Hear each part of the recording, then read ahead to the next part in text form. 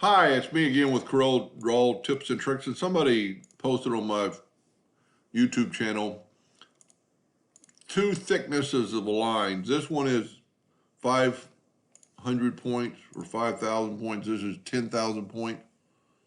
How do you join them? Well, the normal way would be to go to Windows, Dockers, and open up the Join Curves.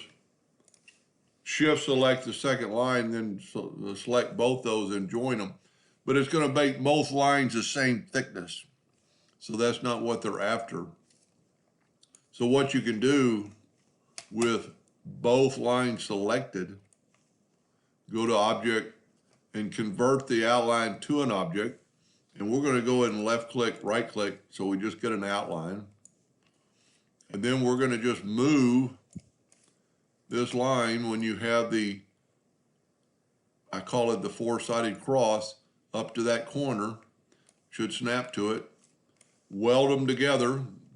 When you select both of them, the weld tool comes up, and then fill them with black.